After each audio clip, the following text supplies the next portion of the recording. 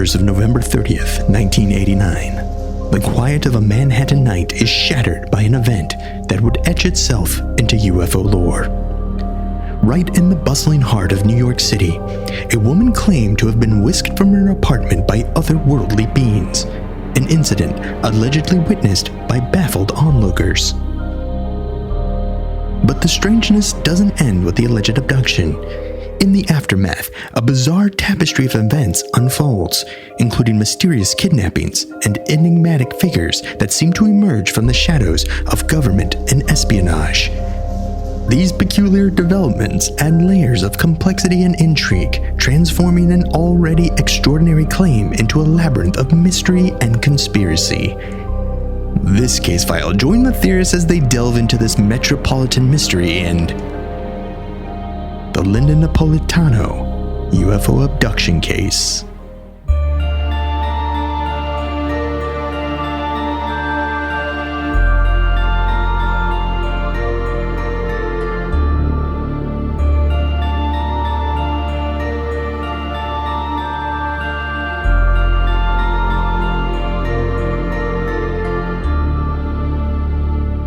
Welcome to Alien Theorists Theorizing Case File 304, Bud Hopkins and the Queen of Sand. Love it. I'm Braden. I'm Zell. I'm Dan. And I'm Andrew. God damn, man. Just fucking technical difficulties every week now. This is getting like pre-100 here. Tech issues. As you take over the more and more that you take over the show, the more tech issues we have. This is nothing. This is just me hitting record. I can't even hit record anymore. That's what I mean. Probably because I'm still using the same computer from pre 100. Don't upgrade. Damn it. They die out eventually. Gotta keep pumping. That's it, buddy. This thing dies, and so does my podcasting career. I'm going out with this computer. The used computer that I bought off some random kid. Yeah, 5 years ago. It's gone. That's it. I just like took an air compressor, blew out the fans. I was like, yeah, it's good. It's great. Working. Perfect. 3 hard drives later. Yeah.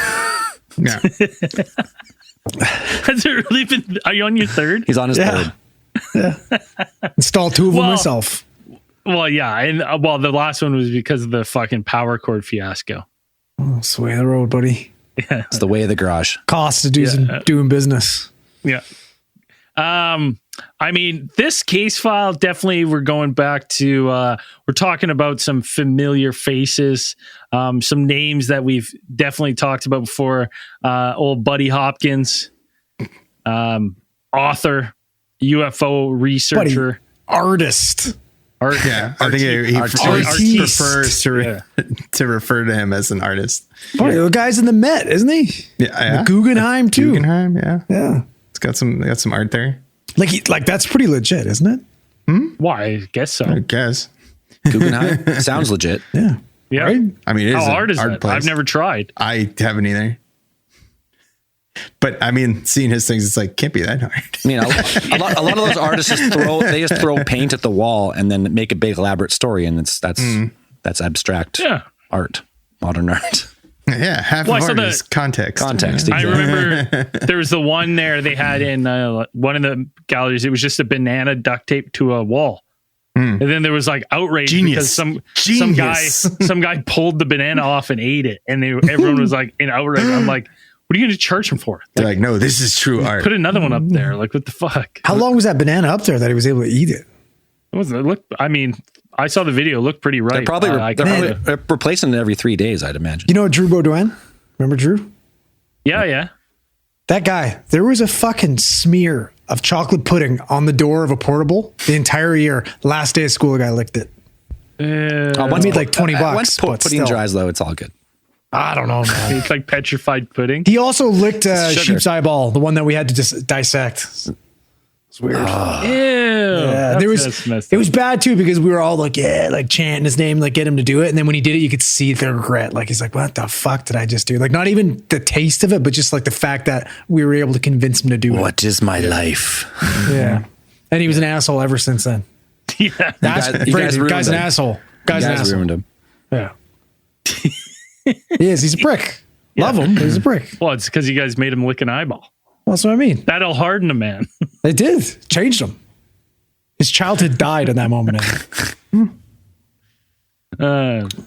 This one is a wild one, though. Definitely, a lot of twists and turns. I'm excited to get into it because this one kind of fucking just gets like, just when you think that you're like, all right, surely this is it.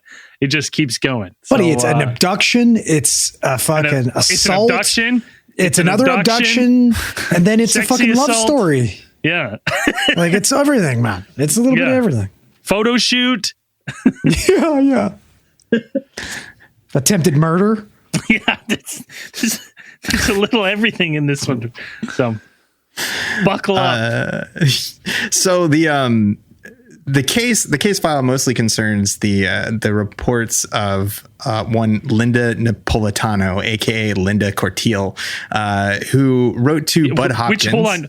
Which does anyone know why the two names? Well, I'm one maiden name, Mary name, I'm assuming. That is what it is. Originally when Bud Hopkins put her case file, like made it public, like she went by like a nom de plume, like he kind of gave her a pseudonym. Yeah. So to kind of keep it anonymous, but then she just went public, so just changed the last name. I doubt that's like fucking Tom Krasinski and Tom Cruise. Like, she just thought she'd be more famous with a cooler last name. That's all it was. Yeah. So she related to Bud Hopkins. Her movie name. Yeah, 100%. Right from the start. Buddy, listen, with her, it fucking tracks. Yeah. So she wrote to Bud Hopkins, like in a letter, reporting that on the 30th of November, 1989, she suddenly awoke at night, and she saw at the bottom, like something had woken her up. And when she looked towards the bottom of her bed, she saw this figure watching her. Wait, I hear something.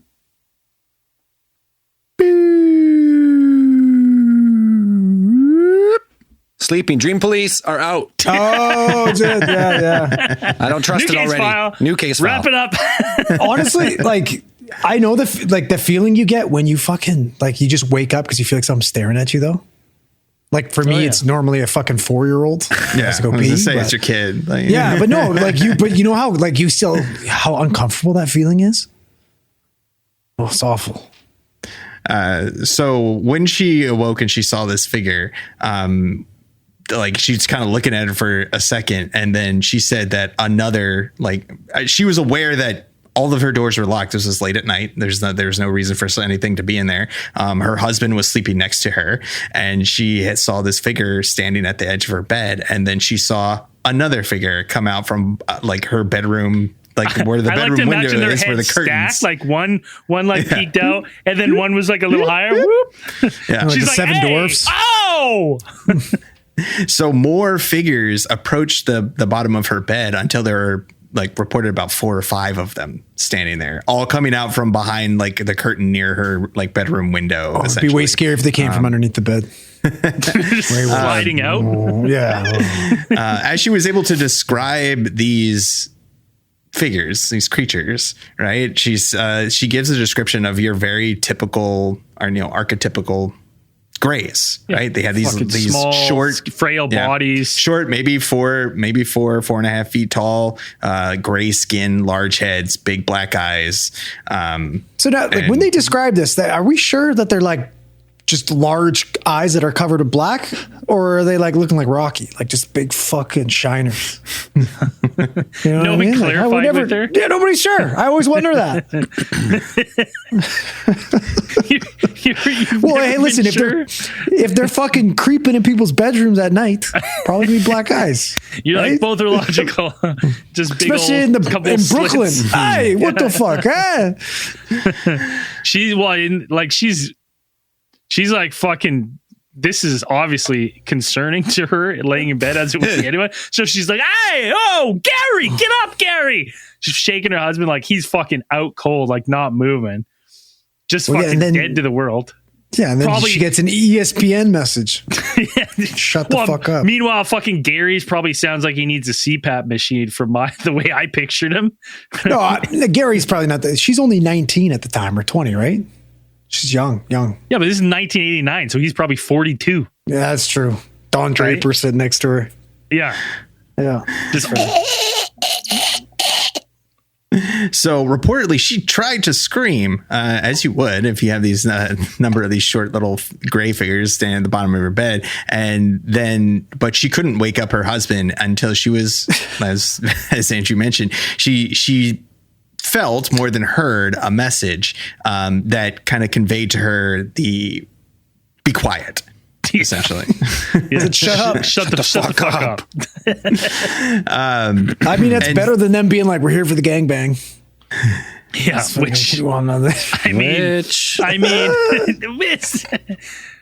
there's parts she doesn't remember, and based on the outcomes, that is technically true because she does there were parts of the original encounter. Linda kind of describes it in kind of like bursts. So she's like, I can remember like in flashes originally, and a lot of these details of this encounter were recovered after the fact through regressive hypnosis sessions. So in the original ones, it's like the next thing that she remembers is essentially floating up off of the bed and then taken through the ceiling of the apartments of where they were they were living in an apartment building, and it's just like floated up through the apartments.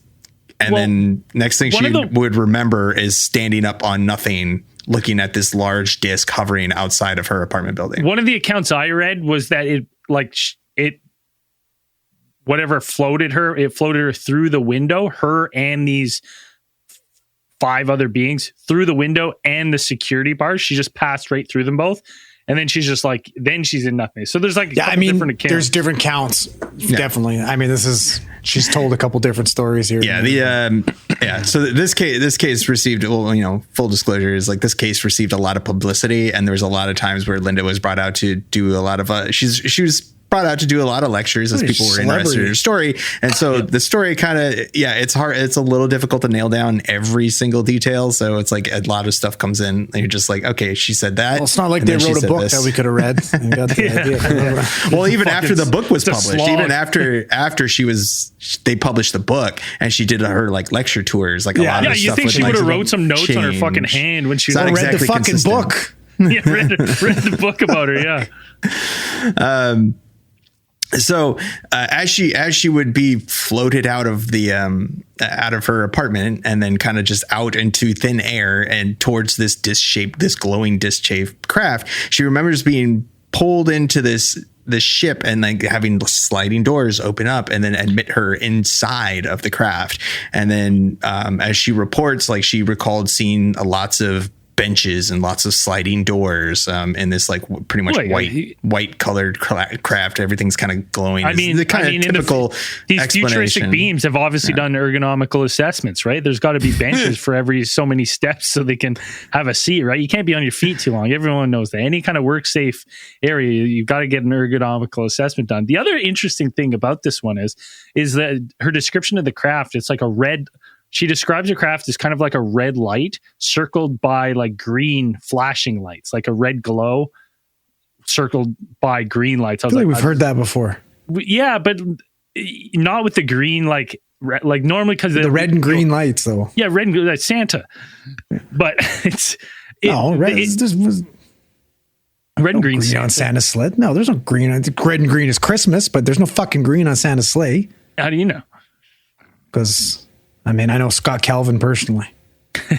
All right. There's no songs about the green on Santa's sleigh. No, I don't. Sure. I've never seen. Yeah. Listen, in today's day and age, Santa's 100% got some sort of flashing lights on the bottom. I've never seen green on. I've green and red for Christmas, but never seen green on Santa Claus. I'm just saying it's an interesting thing that the ship was just an encompassed. I'm just saying you're wrong. Glow with the green and Santa Claus. It's the red glow, because normally you see it's like red lights on as like a metallic orb or something, and this is like the ship is just described as a red glow with green lights circling, which I thought I was like, that's a like not necessarily way out of the ballpark of what we normally hear, but it's a little different. And so when she's admitted inside the ship, she's drawn down this corridor, floated down this corridor, past a number of other doors, and then finally admitted to a set of one of the sets of sliding doors. And when she was brought into this, she recalls seeing inside just a number of lights and what she described as looked like buttons, things, consoles and whatever. And then there was the big long table in the middle of the room. So essentially, you're looking at like kind of, what you're looking at is like an operating room-esque type of very surgical. Yeah. So, and then she kind of remembers from her telling that she would feeling like fear, like indescribable fear of what's going on. Like she was familiar at the time, like she was familiar with alien abduction cases that have been before. And so she's kind of, she probably had some idea of what was going to happen. So she, understandably, she said that she started to scream once again until one of the figures, came up to her essentially. And then she recalls him saying something like audibly, like, but not telepathically this time, but actually like communicating making a noise and speaking in some kind of language that she didn't recognize, or saying words that sounded somewhat like bend over. Could be. I mean, this could be. That? I don't know. Yeah. But described him as being Nabieg, no cave, Nabieg, no cave. Listen. Could you imagine though, like you're fucking chilling and all of a sudden this thing like looks over at you and it's like Nabieg, no cave. Yeah. Like, that's way scarier, man. Yeah, you'd be like, here's my question though. What the fuck? Like, did they just all of a sudden forget English? No cave. They told her to shut up not that long ago, and all of a sudden they're saying Nabieg. Yeah. Is their translators broken? Like, and weird. To make it more clear, she said that this one of the creatures like put its hand over her mouth, like to kind of make it clear about what exactly that they expected of her was to be quiet. So as this thing goes, they kind of they performed some type of procedure on her. She doesn't remember at the initial, couldn't really remember what happened procedure. And so then eventually, after in the first descriptions of these things, like she didn't really remember. She just remembers waking up back in her bed and then running out and like checking on her two children. At the time, she had two sons. Wasn't it when she got returned? Like I had read something that when she returned and she like obviously woke up and was like, oh my God, like this is crazy. She like couldn't wake anyone up. They were in like such a deep slumber. Like they just sedated. She was shaking them like, and they were just like dead to the world for like 3 hours or something. One of the reports I read that she was like trying to like rouse them and couldn't get anyone awake. Right. So yeah, she goes in, tries to wake up her family. They don't seem to be able to be woken up for an extended period of time, is what she described. And then once they wake up, just tell them about what's going on. And then, making sure that her sons are okay. That was her main concern, that something was going on, because she felt like something had happened. So after this whole event, Linda reports this like pretty much like a couple days later to But Hopkins. And we've talked about But Hopkins before. He's at this point, he's in his UFO investigation career. He's already kind of the go-to guy for UFO abductions. And he's in the area. He's in the area. He's running like weekly, almost like abduction anonymous meetings. Abduction Anonymous, where you can go in and share with all your experiences. So like he's like known in the area as well. So this was in November, and then like Linda actually had contact with Hopkins since April of 1989 after reading his book Intruders. And then after she had read that book, she claimed that somewhere in her past, maybe around 13 years prior, she reported having this experience where she said she discovered some type of bump next and like on her nose. And then she had like a doctor like take a look at it, and the doctor had told her that like this bump, it's like, oh, it's nothing, like it might have just happened when you had surgery. And then she told him that it's just like, no, I've never had surgery. And so she was kind of had the impression that perhaps she had got like an alien implant in her nose, the freaking, you know what I just realized was it Total Recall style? Because I thought that, I was like, when I first heard that, I was like, that's ridiculous. Why would you ever jump to that conclusion? And then I just realized, like, no word of a lie, I have this little bump on my back, like just so tiny. And I went to the doctor, I got it checked like probably 10 years ago. And the doctor's like, yeah, it's just a scar tissue from some sort of incision. And I went, I've never had any fucking like cut. And now I'm like, I definitely have an alien. There's obviously an alien implant on my back. And that's what that is.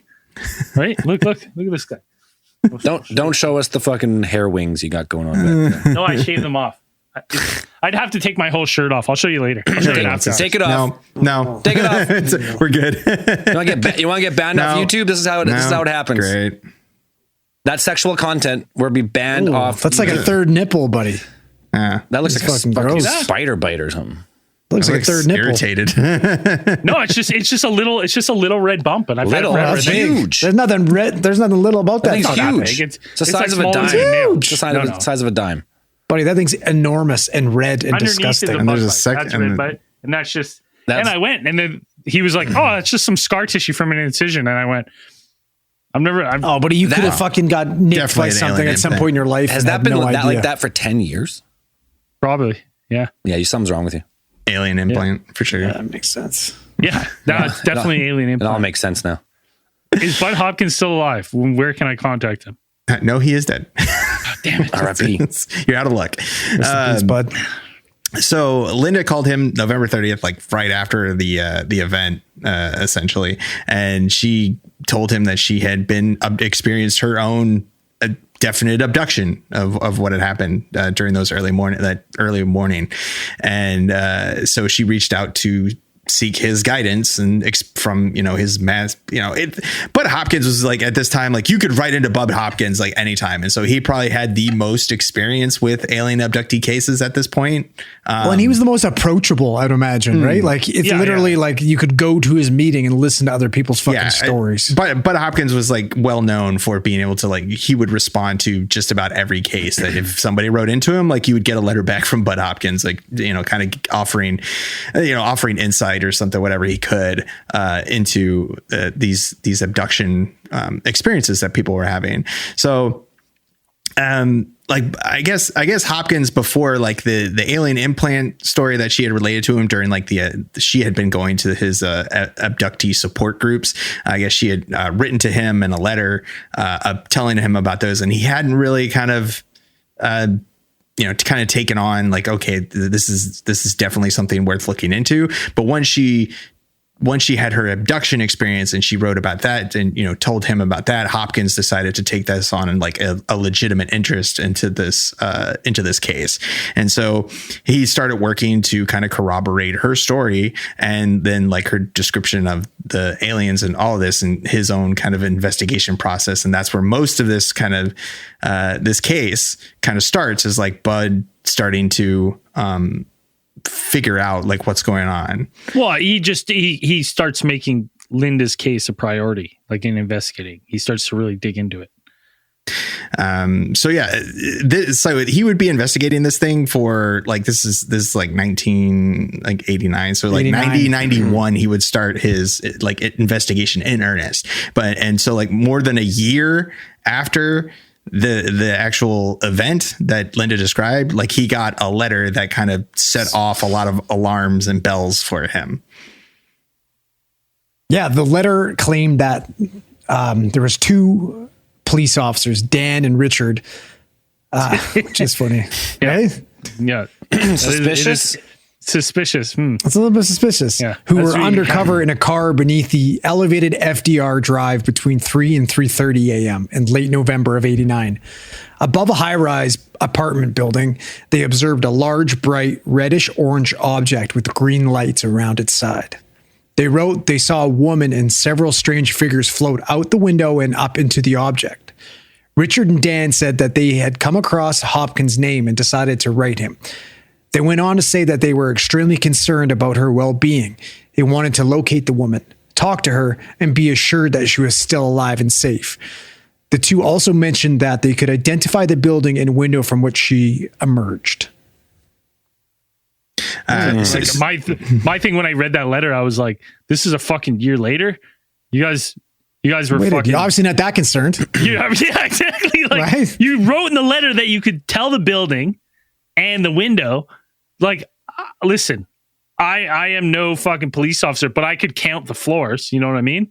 I go like, oh, she's on the fucking 18th floor. You know what I mean? Like, yeah. And this corner, like, you could easily suss it out. Like, I feel like if you had a window, you could count, and you could probably, if you could get access to the floor, like within 1 or 2 knocks, you're at the right apartment. Like, is that crazy of me to think? Maybe. Like, just from an outside, like looking at it. Yeah, but how are you going to get in? You got to get past those cool New York fucking door guards. Right? Yeah, the doorman. Yeah. So thereafter, a little bit of time goes by, and Hopkins receives another letter from Dan giving a bit more information. The letter reported that Richard had taken leave of absence because the close encounter had been so emotionally traumatic. Dan also mentioned that Richard secretly watched Linda. Fucking kind of weird. Yeah, and I think at this point, Bud and Hopkins said, like, okay, he's like, this is something I need to be looking into. This is corroborating evidence. It's like, okay, maybe Linda is Linda's telling, this is something that shows that she was actually telling the truth, or there's something more interesting to her case. He goes around and he checks with a number of, since they said they were police officers, he's like, okay, well, I should go and check with these, with some of the precincts around that area. And he didn't find anybody that matched these, like their Richard or Dan. Yeah. Which is, so then now we have a third letter coming. So Hopkins receives another letter from Dan, which said that he and Richard were not really police officers, but actually security officers who had been driving a very important person to a helicopter pad in Lower Manhattan where the sighting occurred. The letter claimed that their car stalled and Richard had pushed it, parking it beneath FDR Drive. According to Dan, the VIP had also witnessed the abduction and become hysterical. So let me get this straight here. So Bud Hopkins, doing his due diligence, starts going like, hey, I got these letters from police officers. I'm going to go to precincts in the area and try to figure out who this might be. He then goes, and then as he's like, hey, I don't think there's any police officers here that match this description. He gets another letter being like, hey, Bud, I don't know if you were looking for us or not. We just wanted to let you know that we weren't actually police officers. Oh, psych! Just this whole time. Just kidding. The letters are like extremely cordial, and like when they write, they're like, "Hey, Bud." No reason not to be polite. Yeah, they're like, "Hi, Bud. Like, hope you're doing well." Da da da da da. And like they write these letters to Bud, and they're all printed in the book that a lot of this case is based off of, which is Witnessed. True story of the Brooklyn Bridge. Brooklyn Bridge abductions in his book, and he prints a lot of the letters in there, but they're all like extremely cordial and just like familiar with Bud, being like, hey, Bud, hope you're doing well. We are, like, it's just like these really, really nice letters to him. But they're also talking about, we went and approached Linda, and we wanted to check on her because at some point it's reported that like she had an interaction with them, like they had gone up to her apartment. We're not getting there yet. No. They had come to her first, I think. Like they had to check on her. Like they'd be like, we're gonna get into that. Oh yeah. So it's fucking weird. Yeah. So so in late April of 1991, they reported that they reported, I think it's not even Linda reported, like they wrote in a letter that they approached Linda, essentially. Let's air quotation around approached. Actually, you know what? I'm not exactly sure on the timeline here, because whether Linda told Bud about it and then they wrote the letter, or it was like the letter came in and then told him what had happened. Because like what essentially happens is they took her and they kind of like picked her up like off the street and like dragged her into the car. They kidnapped her. They straight up kidnapped her. How it worked is one of them like walked up to her on the street. I think it was Dan walked up to her on the street, was like, "Hey, you're Linda, right, Linda?" And she's like, "Yeah." And she's like, "All right, we got you, okay?" And then a car pulled up and he just pushed her into the car. Like that Richard was driving. Just pushed her in.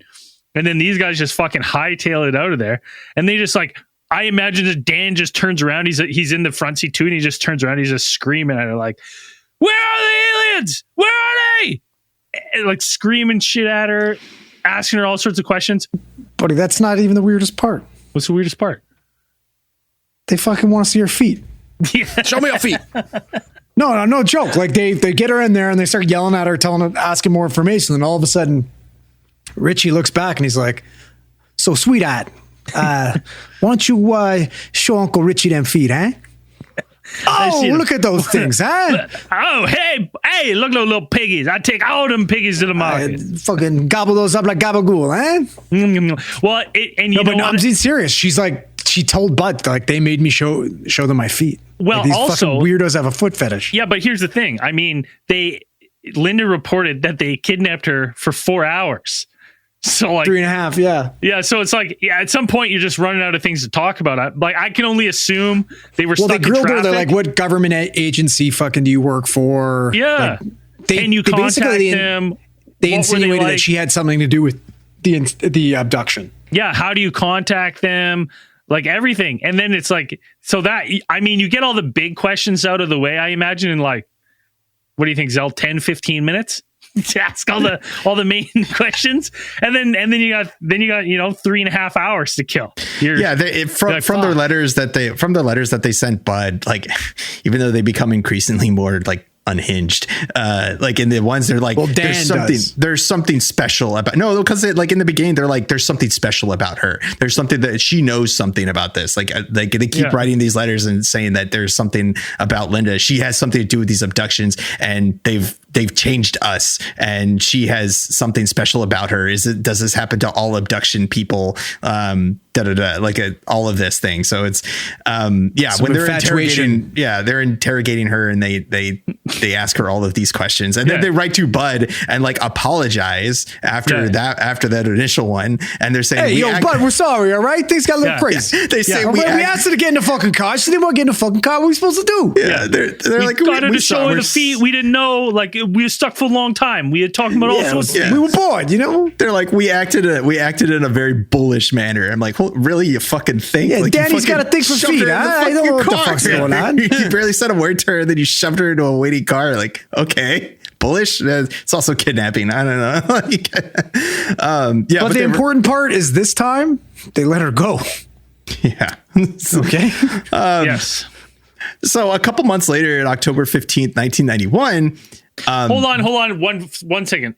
I forgot the one part as well that just came into my head is they were able to identify Linda because one of them on the night that she was abducted had binoculars and could see close enough that they could that they knew exactly what she looked like. And I was like, I don't know if anyone else has used binoculars, and I don't know how close this fucking apartment was to the Brooklyn Bridge. There's not a fucking goddamn chance you are seeing close enough to like be like, I know exactly what this person looks like. You might be able to be like, there was a blonde woman because she had long hair and the nightgown gave it away. But outside of that, I don't know any features, like realistically. More than likely, you're just looking at a fucking blur because it's nighttime, right? You're like, there's 5 silhouettes floating in the night. Like that's more than likely what would happen. But all right, that's good. Wait, Dan, beer break. I'm dry. We're gonna be right back. We're back. So the next encounter that Linda would have with these two men, Richard and Dan, would occur on like October 15th of 1991. So a few months after their initial. One man. Sorry. Dan. Well, yeah. So he has, well, it's eventually both, but it is, initially it is one. So apparently Dan would go and he would kidnap her. Like he came up here and he basically for a second time. Yeah. But it's worse if you do it by yourself, right? Yeah. I mean, yeah, if you're doing a kidnapping with a buddy, like at least you're like, you know, that's some hijinks. You know what I mean? That's hijinks at its finest. If you're now, it's like drinking by yourself. You know what I mean? Like now you got a problem. And so if you're wondering, like, okay, why didn't you call the police? So But apparently like kind of considered calling the police, but essentially like his whole thing was like, let's let this play out. Like, let's see where this goes. But they're not going to kidnap her 3 times. There's no way. I kind of see. Way. And all the while they're writing these letters, like they're writing letters to Bud and essentially saying like all of this stuff, like these obsessive things about Linda, like just saying like all of these really like seriously. Like, and we gotta be fair to Bud. It's not like they're writing Bud during the kidnapping. Like Bud is getting this information. Like Linda will come to him and be like, I was kidnapped again. And then he'll get a letter and be like, we kidnapped her again. And he's like, okay, well, everyone's still safe. So like, I'm just like, it's not like they're actively, they're like, dear Bud, I have Linda captive. Like there's never that. They're never messaging him or talking to him like while they're like actively in a crime. Kind of like after the fact, but like but they would send him letters like talking about like not like after the fact they would send him, but prior to that, like I said, they would send him letters about kind of just denoting, like showing that they are like obsessed with, like constantly obsessed with Linda and like just her connections to what is happening to them. Or let's dig into this kidnapping. And like Dan has absolutely unraveled. So Dan drove to a beach house on the shore of Long Island. There, he demanded that Linda remove her clothes and put on a white nightgown, similar to the one that she wore the night of the abduction. The best part about that is Linda said, she's like, I didn't want to take my clothes off, so I just put the nightgown on over my clothes. And then as soon as she put the nightgown on, Dan went, oh my God, it's you. It's you, Lady of the Sands. Lady of the Sand. It's you from the night. It's you. And she's like, you guys, what are you talking about? You kidnapped me. I already told you it was me. What do you mean? She's like, I knew it was you all along. It's you. Yeah. And Dan also he busts out a camera. Yeah. And he's like, let me get some pictures of the lady. Like, I don't even know what the fucking Lady of the Sand means. How are these guys not in jail? And like no one knows who they are. Dan leading up to this, like he has made it clear that he has some type of like romantic attention, like some kind of romantic obsession with her. Like not just both do. They're both obsessed. Yeah. You know what it is? Zell, they 100% have diplomatic immunity. Diplomatic immunity. They 100% they got diplomatic immunity. It's been revoked. Bud Hopkins comes to the rescue. But like he's there and he's like, play in the sand. I need to get pictures of you. Lady of the Sand. Dig your feet in the sand. And she's just like, he's like, now frolic around.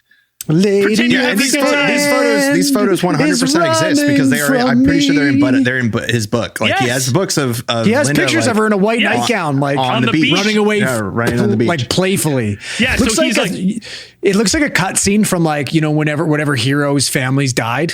And it cuts back to like him when things were happy and he's chasing his wife around, like that's RoboCop vibes. So they're like, he's like, Dan's like, yeah, now pretend to like frolic. Yes, just like that. And keep going, keep frolicking. And then he's like, where are you going? Come back. Yeah. She just fucking beelines it down the beach. Yeah, but then she catches up to him and puts 2 fingers on the back of her neck like he's got a gun. But she could distinctly feel the 2 fingers. Yeah. Yeah, he's like, fucking Lady of the Sand, I'll bury you today. And this is when all of a sudden, out of fucking nowhere, Richard's just like, hey, whoa. No, like, dude, buddy, calm down. This is like a movie. It's like a fucking movie, honestly. Yeah. Right? Like it's the final scene. The bad guy's trying to drown the fucking damsel in distress. And then out of nowhere, the fucking like brooding fucking bad guy who he thought might have been bad, but he's actually good, comes up, saves the day. Like come on. Yeah. So the only thing that would pretty much save her, she said that saved her from being drowned by Dan was Richard showing up and then like getting, taking hold of Dan and like, restraining him, and then being like, I'll take you back. Like, I'll take you back to your apartment, essentially. After that entire thing. And it's like, another thing is like when Dan like initially took her to this safe house that they had set up, this beach house or whatever, like there were photos in there of like her and her kids, like, or like it's set up like some, wild Dexter. Danny boy's got some fucking problems, man. Yeah. Well, after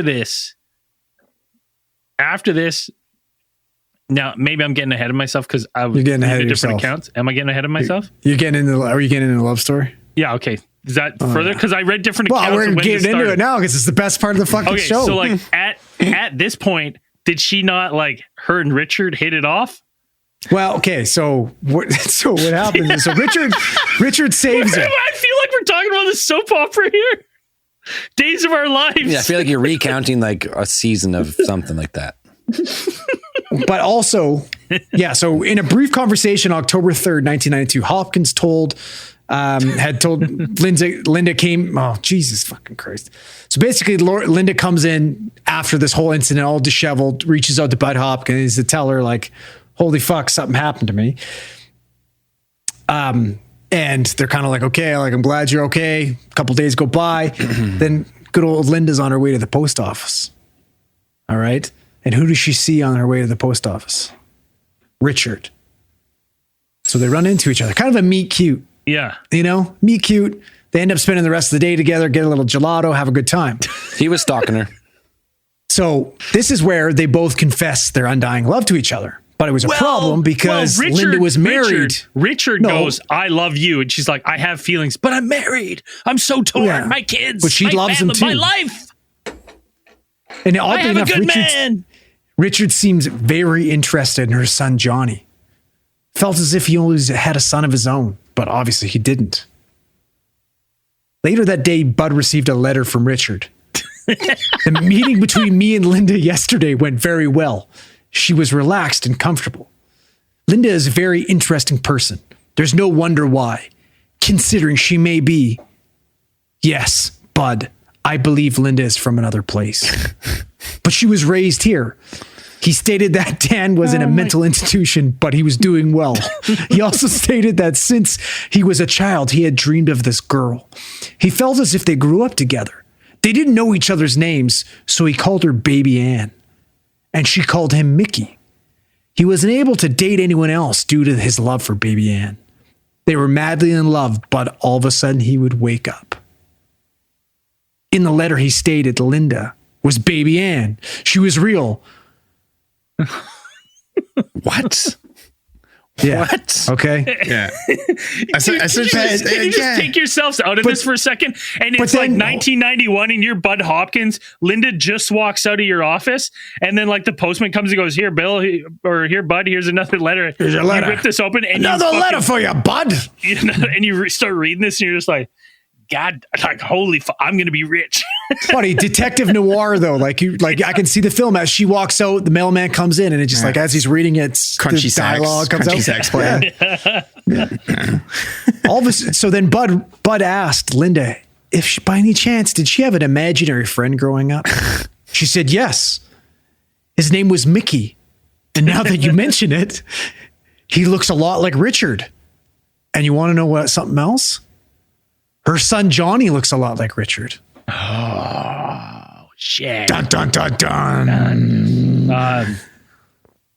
Didn't Richard come on, let's unpack this. Dude, let's unpack this. No, the crazy thing is, okay, so after that, right, Dan, that we mentioned, like Richard has told him that Dan is in a mental facility, right? And then like within a couple of weeks, like Bud would get a letter from Dan basically saying, I'm going to get out of this place. I'm going to find Linda. Like, I'm going to find her. Like, he started calling her. He was like, watch her good. Yeah. And he's like, she's a half-blood. She's a half-breed. Like, you know, she's the half-breed. She's the half-blood. Next time you hear from me, I'm going to be with her. And I'm like, okay. With this, like, so with these claims, like apparently other ufologists were like hearing about this, and like one of them was George Hansen, and he was saying that these claims that are being put out, these constitute criminal acts. Like you need to call the police, Bud. 100%. Like you need to get the police in on this. And like I said, Bud was letters evidence. That's evidence. I was like, Bud is just like, we'll see how this plays out. He's like, wait till you read this fucking book I'm reading. It's called Witness to Crime. So according to some other people who had like ufologists who had like talked with Bud Hopkins, like he wanted to just kind of see how the ufological aspects of this like developed and like how that kind of played out. You're like, dude, it's all about the love story at this point. Who gives a fuck how the UFOs played out? You got Dan and Richard, ex-police, ex-security, ex-best friends vying for the same half-blood woman. Both soon to be inmates. For the Queen of Sands. The Queen of Sands, right? The Queen of Sands, man. It's jilted lovers. It's got everything, right? It's like, holy, what a compelling story. And they're just like, there are tons of, again, he wrote an entire book about this, but it's like, there are tons of details in here that like, and even post the book coming out, like after Bud Hopkins published, Witness, detailing a lot of these accounts, all these letters. We didn't even get into the VIP. Oh, that's true. So, Dan and Dan we gotta get international on this too. Yeah. So when they were looking for like Bud starts looking again, like he had been looking for corroborating witnesses. And so like, even like after post the book, right? So post the book, like he's getting letters from people, and like all the other things is like Dan and Richard, like initially had claimed that they had been working, like they said they were police officers. Then they said that we were bodyguards, that we were bodyguards transporting a VIP. Right. And so this VIP, that they, and before you drop the name, Dan, when you dig into this case file and you dig into this, if you listen to the podcast or reading articles, it says like, whenever it talks about this case, it goes like, this was witnessed by one of the most influential, most popular men in history, men in the world, in the political world. And I'm like, oh shit. Okay. Well, I'm obviously going to know this name. Continue, Dan. Yeah. So it was when Bud Hopkins started putting the pieces together, he says that the person that they were guarding, like he's saying that all the things lined up to point to United Nations Secretary General Javier Perez de Cuellar. Yeah. Oh. Are you serious? What? Not Javier Perez. De Cuellar. He's a household name. Like when I read it, I was like, who the fuck is that guy? I thought it was going to be like Bill Clinton. And I was like, oh yeah, holy shit. Like, I was like, absolutely. I have no fucking idea who that guy was until it was explained later on in all the articles. Yeah. So this is the person that Bud believes was the other witness, like the third man is what they kind of refer to him as. Do people like UN officials normally drive around with like private security who are both like only two bodyguards and not a motorcade, and they're best friends too at the same time? Like what? Like none of this makes any sense. It's stupid. So they have like Bud would get in contact. Like there are reports that like Bud contacted Javier Perez de Cuellar. Like, I mean, it sounds like he kind of bogarted him at an airport. But approached him at an airport, kind of a couple times, like ran into him, but like more than once he kind of approached him about this. And Bud said in private, Cuellar confirmed that he had seen something or that he had witnessed the UFO abduction. Hold on, like to me, when I sit back at this one and I'm like, Bud is telling me that this fucking official, this third man, not only confirms that Richard and Dan are both real people, but that this actually happened. This makes this the most unbelievable true story of all time. Honest to God. Like if that's what I'm led to believe here, that this third man is like, yeah, Richard and Dan, yeah, my bodyguards, yeah, we did see this shit. And then I'm led to believe that Richard and Dan are this actual fucking crazy.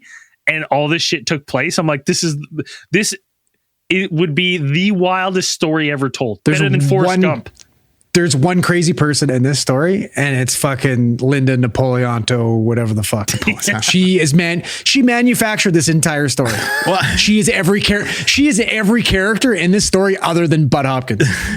So she is. I'm serious. Yeah. There's no doubt in my fucking mind. You listen to this person talk, and there's at some point she had claimed to have been abducted with John Gotti. Yeah. All right. Yeah, she's a descendant of Joan of Arc. Right. She was a lead singer of a famous pop band called Lynn and the Does. That's a good name, right? She was in the towers when the planes hit. Lynn and the Does. Is that what they're called? No, I made it up. Oh, okay. I made that one up. But she does say she's part of a fucking famous band. Okay. Right. And she was the one who initially let the dogs out. Yeah. She was also in the towers when the planes hit. 9/11. That's right. And then she went after the first plane hit, she went into Tower 2, and then that plane hit, and then she was like looking for shelter, went into World Trade Center 7. Right? Like just some of these things that are actually things that she has said in. Yeah. No, literally the only thing she said that she didn't do was let the dogs out. I made that part up. Everything else is legit. Everything else is real. I'm serious. So she also got a percentage of the fucking book deal. Well, she said she backed that up though. She was like she walked that back because she was out there spouting that she's like, just so as everyone here knows, if this ever gets turned into a movie, I'm getting 50%. And then people are like, well, that kind of, did you make this story up to try to get a movie deal? She's like, whoa. I'm not getting any money. Yes. But not only that, this turned her into a fucking, like this woman's an egomaniac. Every single one of these stories had to do with her being special and like, she's so special and she's got this. And not only is she beautiful, it has nothing to do with her beauty. It has to do with the fact that she's been chosen by aliens and she's magical and special. This person's a fucking egomaniac that just wants attention and fabricated this giant story to make herself seem more special than she is. The interesting thing too is like when Bud Hopkins starts getting into it, and he'll be like, he's getting like resistance from other people in the community. Like another letter supporting Linda would just like magically pop up. Like you had Janet Kimball. The same handwriting that Linda has. Right? Like Janet weird. Kimball. She was like just a random Janet bystander. Kimball is Linda. Yeah. It's like serious. Lord Voldemort, the fucking names fucking scramble. Tom Riddle. Yeah. I am Linda Napolitano. It's just a magic letter he's showing up. What did you see? So one of the persons after it came out, or like Bud kind of indicated that Javier Cuellar had something to do with this. What's his face? Bud Hopkins. Bud Hopkins said that he was contacted by Hans Adam von Lichtenstein. That's a real name. So that's the fucking main character from The Knight's Tale. That's the name he makes up. That's Ulrich von Lichtenstein. Okay. Yeah, you're right. So it's his brother Hans. So he's apparently he was a member of that country's royal family at the time, and he was also a good close personal friend of Hopkins. Right. And this person was reported to be a very close friend of Javier Perez de Cuellar, and had been a guest. Like Javier had been a guest at the prince's home. Yeah, when he was holding a tilt. He was sick of winning swords. So apparently Liechtenstein wrote to Cuellar to verify like that incident that he had seen, and then it's printed book. So the prince began his letter by making some boilerplate diplomatic comments referring to a speech Perez de Cuellar had recently given on the subject. He then went on to remark casually that he had recently been at a party where he had met a friend of de Cuellar's, a woman named Linda. Her friends Dan and Richard had been with her. The prince sent the letter. I love this. So the prince sent the letter off and waited. A week went by, then 2 weeks, and the prince was unused to such delays. Finally got a letter back from Cuellar, and the Secretary General thanked the prince for his comments on nationalism, wished him all the best. As for the business about Dan and Richard and Linda, well, Perez de Cuellar apparently ignored the entire thing, as it had never even been written to him. Like he had just been like, yes, your report has been received. There's no action for like on your part on this kind of thing. So, and then And to the prince, von Liechtenstein, apparently, and to Hopkins, they assumed that this was strong. That they took this as strong evidence that Cuellar was hiding something. Apparently, not that he just received some. Not that he had no idea. Yeah, he's like, I have no idea what he's talking about, and I don't want to offend a head of state or something. My favorite part about this too is the fact that like when Linda's being interviewed regularly by But Hopkins, you know who goes with her to all these fucking sessions? Her husband, Steve, the cuck. This poor fucking guy. Okay, so his wife's getting kidnapped regularly and getting saved by Richard. And dude, like, what the remember fuck? Flight of the Conchords, Mel? Yeah, exactly. Yeah. Like her husband's dragging around. She's like, I made out with Richard last night. And he's just like, hey guys. Hey bud. Hey guys. Hey bud, how's it going? Dude, it's honestly, it's so wild to me that like the entire story, like as you get into it at the beginning, you're like, okay, interesting. This goes like a lot of other stories that we've heard. And then instantly it just flies off the fucking rails and you're like, how does this doesn't even a guy wrote a book about this? How? This is obviously fucking made up. This would be the funniest script for someone to make a movie of this story. It like the whole story is a book though. That's the thing. Like the whole thing, it's like all the fucking suspense and everything. Yes. Like he claims it's a true story, but it's like it's a true story as she told it. I mean, yeah, like it's literally like, I got going back kidnapped by Edward Cullen and Jacob, the fucking werewolf. Going back to some of her sessions and interviews, going back to some of her interviews, like with her husband, apparently he would show up to some of the interviews and like he would sit there and he would just, most of the time he would just be pretty quiet. And then when he was asked like direct questions by not just But Hopkins, but other ufologists that interviewed him, he would say things and then he would like kind of be like a little bit vague on something until like Linda would prompt him, like noticeably prompt him or excuse remind me, sir, him, Mr. Napolitano, remind him Mr. of Napolitano. stuff of details that he kind of left out. Excuse me, Mr. Napolitano, how does it feel to know that you've been cuckolded by Richard? It feels fine, Steve. It feels fine. I feel fine about it. Perfect. It's fucking terrible. He got up and left at one session. Like he divorced her. Like, yeah, he divorced her. He's probably like, I can't fucking take this anymore. Can we all agree on something? Because But Hopkins did receive some audio tapes. Those early audio tapes are Steve. Release them. They're Steve. Release the tapes. Steve for sure. 100%, right? 100%. Literally, like Linda fabricated this entire fucking thing. She was meeting with Hopkins beforehand. I think she took advantage of Bud Hopkins. Well, I think they took advantage genuinely of each believes other, in this to be shit. honest. Yeah, maybe. Okay. Well, because the problem, and I mean, we've talked about Bud Hopkins before. I don't think Bud Hopkins need the money though. Like that's the thing. Like he doesn't. He's a world famous artist. I mean, as we talk about him more and more, his name just blends closer and closer together to Bud Hopkins. So now, like even like since we talked about Bud Hopkins before, like his wife has even said the Bud Hopkins that wasn't even into like it wasn't even. Are you talking about Bobs?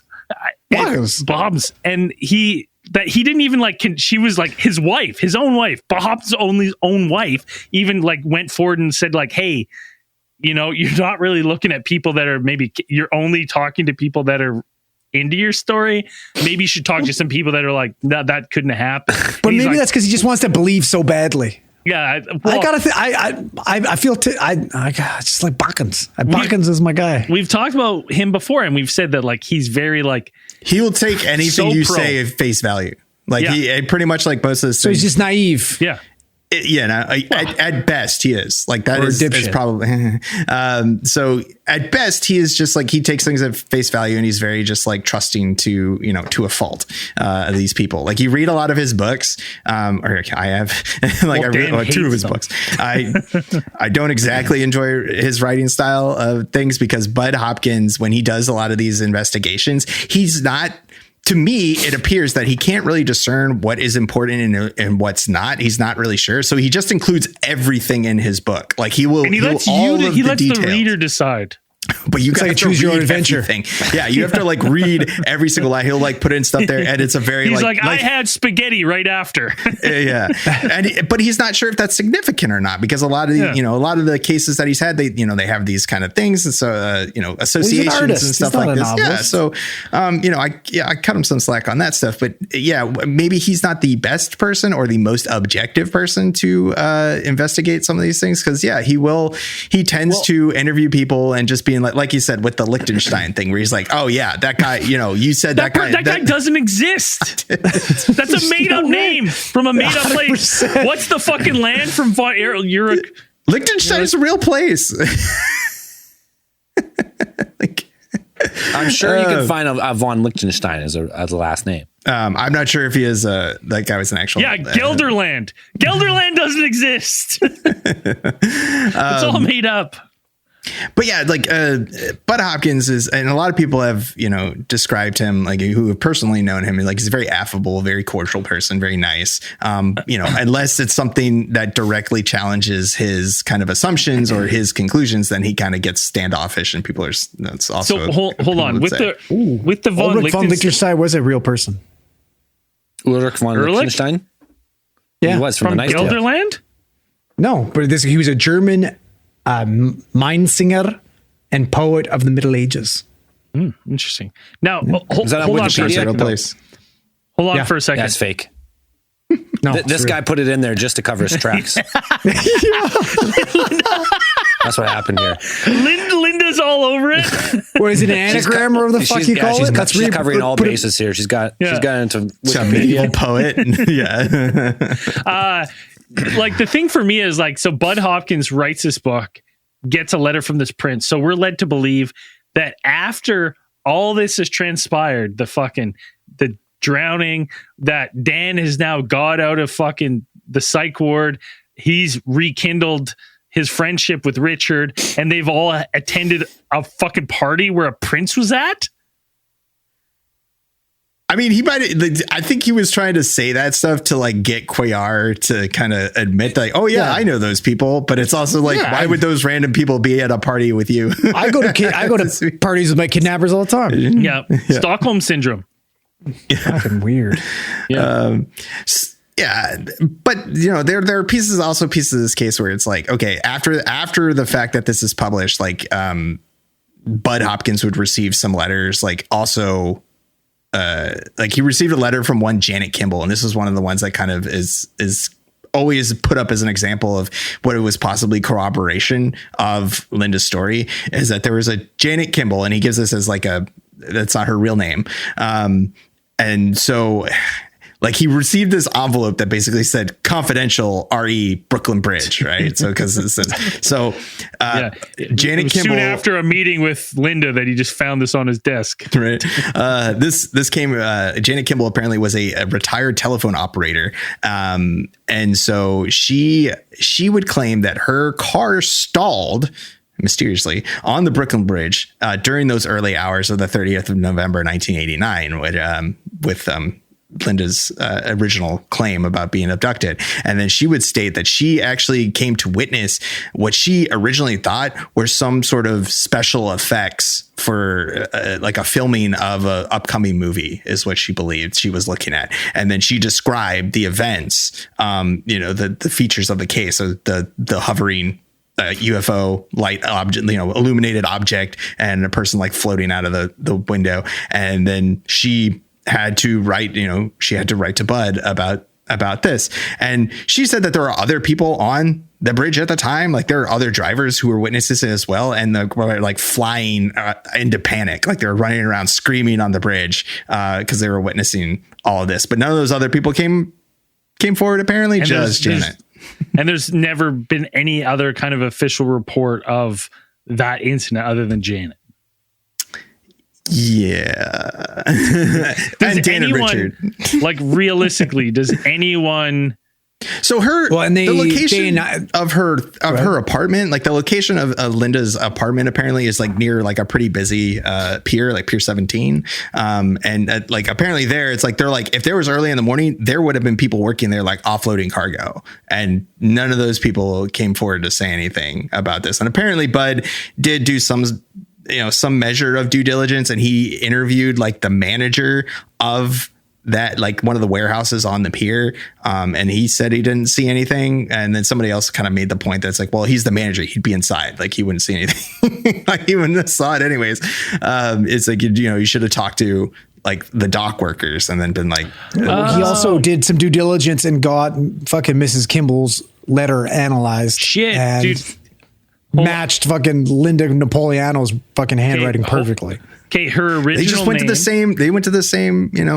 What was the other name she goes by? Linda C. What was the C name? Cortiel. That was her married name with her husband Steve during this incident. Yeah, but she got remarried, and now her last name's like Napolitano. And guess what her husband's name is?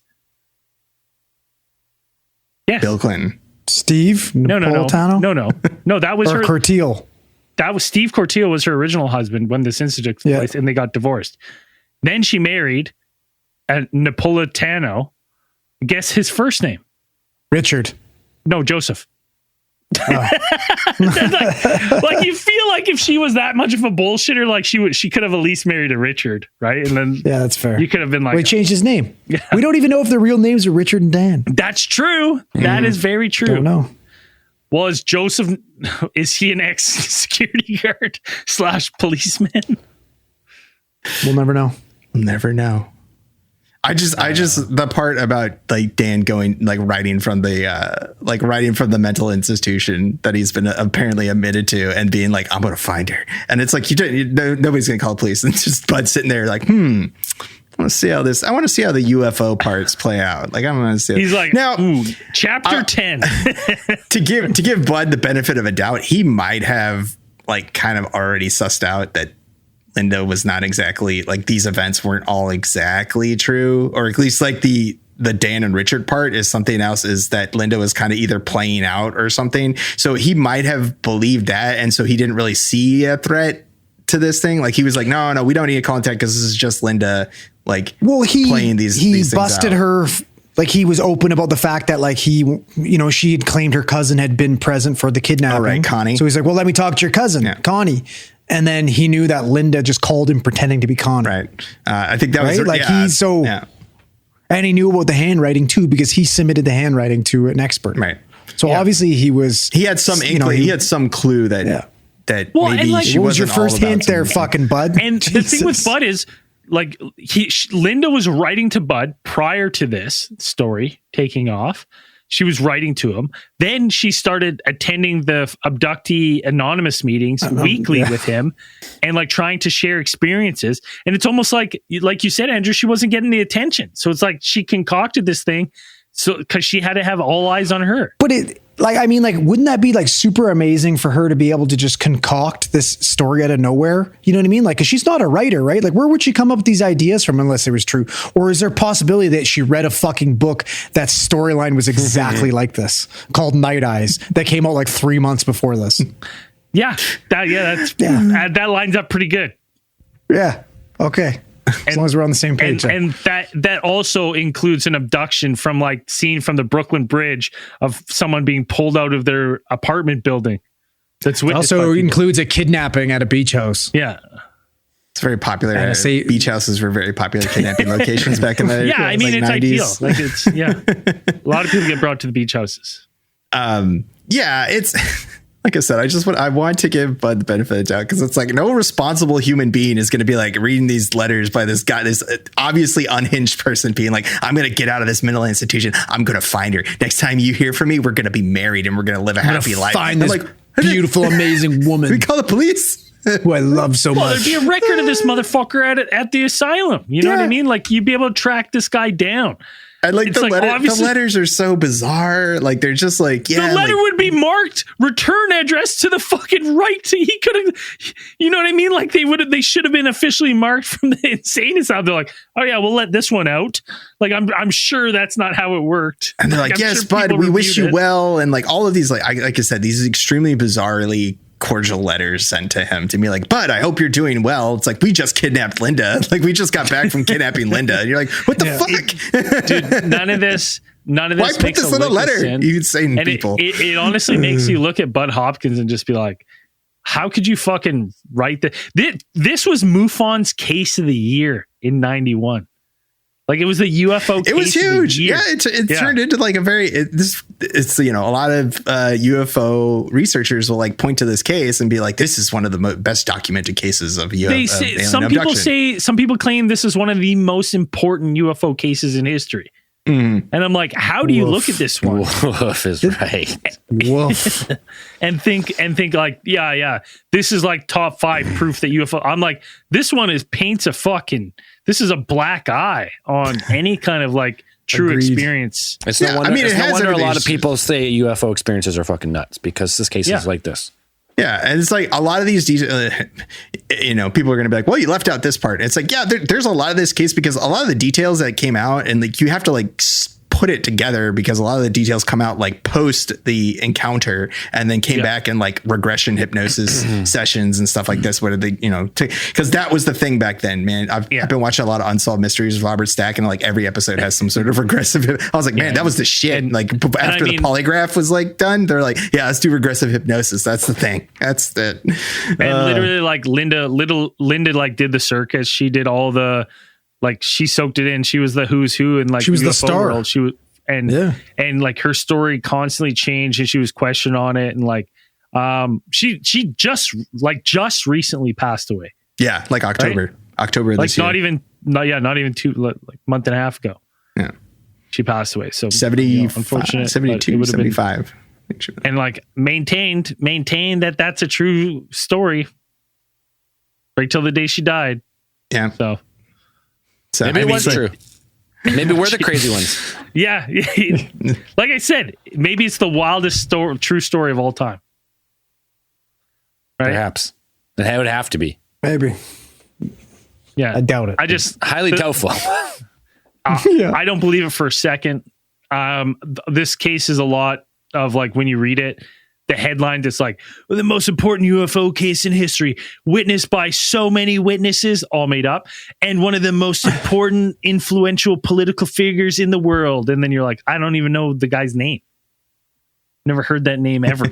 This was the first I heard. It's not socialized. Honestly, buddy. it's such a ununique name, and I've never heard of it. I instantly forgot it every single time I read it. I don't even know what it is now. Yeah, when they say they're like, it was witnessed by so many people, it's like, no, they are all letters sent to Bud, and like most of them are anonymous. Yeah, which could have been sent by, possibly sent by Linda, but also a lot of them are like anonymous sources that he never contacted ever again or never kind of followed up. But I mean, some of these things, and the evidence does exist. Those tapes do exist. People heard those tapes and were like, yeah, somebody on this audio tape said these things. And so it's just, there's a lot of evidence, whether that evidence there's a lot of evidence in this case, but whether that evidence is kind of, supports it or is like legitimate evidence, I think that still stands to be seen. Cause like the whole thing with her cousin being like, she saw it too, or she met Dan and Richard when they came to my apartment. And he's like, okay, well, I want to talk to her too. And then it's like, she's fake. Well, there's a report that, apparently I don't know if it was Bud Hopkins or like his wife kind of reported like, yeah, he got off the phone and he was looking kind of like miffed. And she's like, what happened? She's like, oh, Linda just called me pretending to be Connie. Like, yeah. It's like, I feel like he's like, no, we need to meet in person. Like Linda would show up in a wig and then be like, Bud would be like, hey, come on, let's go, take the wig off and let's go do some regressive hypnosis. Is that you? Yeah. Let's go do some regressive hypnosis. I don't know what you mean. Yeah. I'm Connie. Yeah, it's a wild case. There's a book. It's a hard book. There's documentaries. Read the book. Check it out. It's fucking wild. Dan will send you his copy. I think like a good like comedy director, like what's that one guy, Adam McKay, or like the Coen brothers. The Coen brothers could make this into a fucking masterpiece. Like this fucking. But make it from the real angle that Linda is a fucking shyster. Yeah, and then that's the funny part too, right? Yeah. Or even make it from the angle that she's not a shyster, but it's so unbelievable that everyone thinks she is. Like, I think either way, you could make a pretty funny movie. Leave it up to the viewer. Yeah. Do we have a theory of the week? We forgot to talk about it. Anyone have one off the top of the head? Nope. Oh, no one? I got one. Okay. Okay. Getting lots of people posting. You say your fucking self again. I swear to God. 4 times. We're getting lots of good posts in the Theorite group on Facebook, Alien Theorists theorizing. Then you go and join the private Theorite groups.